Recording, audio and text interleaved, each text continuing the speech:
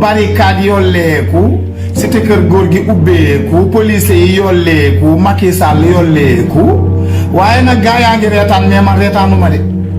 gaa yaa ngi jubilé mais man jubilé wu ma de parce que dama tiit lool parce que ñii ñu ngi waxtaan ak Seydina Ousmane Sonko pour trouver des terrains d'entente mais nag dama bëggoon man ñu wax ñu barricade bii ñu defoon pour xañ ko liberté moom ak njabootam mais motif bi lan la woon guddi gu jot ngeen génnee ñaar rocci ñaar ñett ba maanaam barricade bi jeex ngeen yolleeku nànk ñibbi léegi lan moo nekkoon motif bi yéen di ngeen fay bor bi te gis nga Seydina Ousmane Sonko nekk na nit koo xamante ni nitu kàddu la su xesee ba waxtaan ak waa état waxtaan ak nguur gi ba ne su ma toogee du ma def lii dinaa bàyyi lii billaahi wallahi taalaay day sàmmante ay kàddoom du ko def te bu boobaa dinañu tooñ parce que ñii damaa bëgg ñu fay bor bi ñii dañ ñoo lebal loo xam ne billaahi wallahi wa taalaay képp ku fi toog lan mooy motif bi nii léegi barricade bi dañ la wax leen événement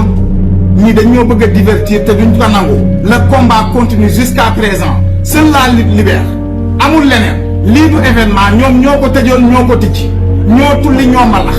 ñoom ñoo fecc ñoo ndaw rabbi ñoo tëjax ñoo daaneel lépp ñoo ko beneen bi ci topp mooy Ousmane buñ tijji barricade yi yem ci nañ ko tijji barricade yi judiciairement delloo ko passeport am mu mën a ñëw au niveau extérieur parce que ñi nekk ci diapason bi dañ koo soxla ñi nekk ci diaspora bi dañ koo soxla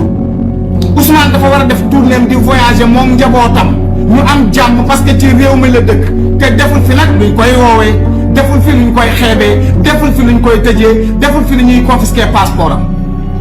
nañ ko delloo maanaam liberté personnelle bi mu amoon judiciairement moo gën ñu tijji ay barricade